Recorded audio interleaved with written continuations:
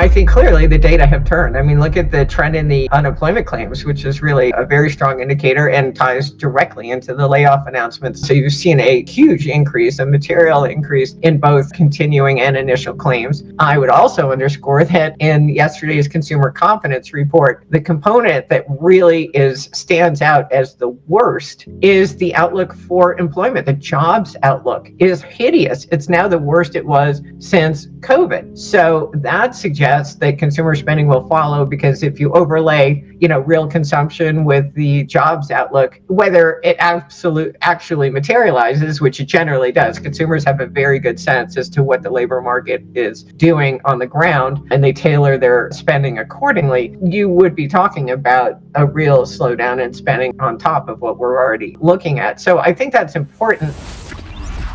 The other thing that really has me worried and is crucial as relates to this sort of silent support to the economy from the wealth effect, and just in general, the economy itself, is housing and what's going on there. And we're clearly seeing a real softening in the housing market. And even in areas that are little bubbles, like the two places that I spend my life, which I would say are really bubble economies, what's happening is that listings, I actually had dinner with a friend of mine who's a real estate broker out here last night, and he was saying the number of listings has increased 50% in the last month, but prices haven't yet come down because things are just sitting. And this is a market where there's no urgency. There are distressed sellers who need to sell necessarily. So they're just sitting there. And the same, as relates to where I am out on the East Coast in Southern Florida, where that market, we were also seeing an increase in listings and things just sitting longer on the market. But when you go into sort of the real world outside of these little highly, inflated bubble universes in which I seem to function, the situation on the ground is really looking pretty bad. You're seeing a huge increase in cancellations. And, I think it was 1 in 7 or something housing contracts were just walked away from in April. I'm waiting to see the May numbers, which come out any day now. And that obviously the home builder survey last month, went back down to its COVID lows. You've seen a lot of weakness in the home sales data relative to what it should be doing this time of the year, which is seasonally when it really should be doing quite well. And this all comes back, of course, to what happens to interest rates. People are locked in because of the mortgage rate situation. And so this becomes a question. If the Fed cuts, do mortgage rates go down? And if so, how much? And is it enough to really alleviate that? And if it is enough, does that actually lead to deflation in home prices? Because suddenly people are able to move, so you get even more supply on the market. People have an ability to sell and relocate. So all big questions, but there's a lot of uncertainty as relates to the biggest asset for most households out there, which certainly isn't going to be helping their confidence and by extension their spending, one presumes. There was this idea that we had a shortage of housing, but we also have this construction boom that's been going on. I mean, certainly in where I live, there are cranes everywhere, but all over. And if you look at, I was just trying to pull up the chart, I had it here, there's more housing under construction now than there was at the peak of the housing bubble in 2005 in terms of total number of units. So this idea that we had some shortage of housing, well, give it a minute, because when all that stuff under construction gets completed and moves onto the market, we're going to have a glut of housing, not a shortage. And then combine that with what you're saying and the possibility that lower rates allow more supply to come on, it just adds fuel to the fire. So, I think this is an important thing to watch. We'll see how it unfolds. But clearly, the idea that you could see on top of everything else a deceleration in nationwide home prices would be really problematic for the economy, just because here we've got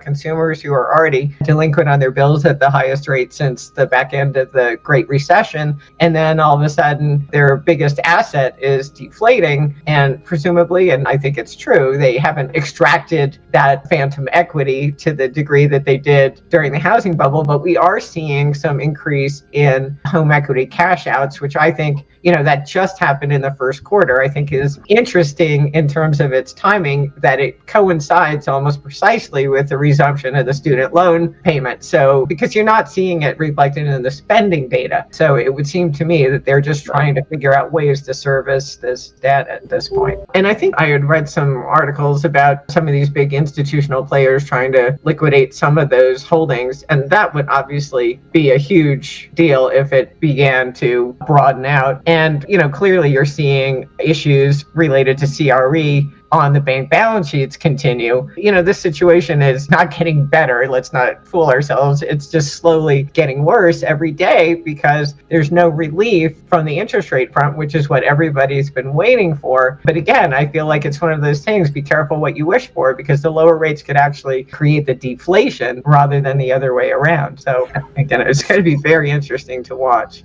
I alluded earlier to the Johnson Red Book weekly retail sales data, and you did see that ramp up in late March, early April, and then it completely gave it all back. And in the latest week, it dipped down again. So it's not like it's back to 2020 levels, but it's just moving in a straight line lower. And I expect that trend will continue. I was just trying to pull up the monthly restaurant performance index, and that index remains below 100, which is the expansion contraction line. And that segment, as you know, has been struggling given all the bankruptcies we've seen from the fast casual restaurant chains. I think that situation continues to devolve. Travel is another area where we're starting to see things really get kind of squirrely. Some of that is international, but there's also issues with domestic demand. So we'll see. We're just starting to get through that tariff give back. We're just starting to get into that data. So, we're just about to get May data, which will really be important as relates to that. But so far, the data suggests the consumer is definitely pulling back. And not surprisingly, when you can't pay your credit card bills or your auto loans, you're probably not running out to,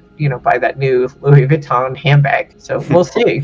I just don't see the market moving substantially higher from here. I don't know that I would short it, just because it clearly seems to be inclined to look at everything through rose-colored glasses. And now, it looks likely that the Fed is going to cut, whether it's July or September. That'll be a tailwind. And if oil prices stay where they are, that is helpful as relates to their ability to absorb the tariff impact to their margins. It provides some offset. We also have this sweeping deregulation, which I think is important. And we'll see if the big, beautiful bill gets passed and in what form. But so I don't know that I would necessarily run in here and say, I'm shorting the market. But I certainly, and I will continue to pound the table on this, would be long hard assets versus paper all day, every day, and twice on Sunday, as they say. I think whatever gains are logged by the stock market will be purely nominal. And in real terms, you'll see equities probably go nowhere for many, many years. I expect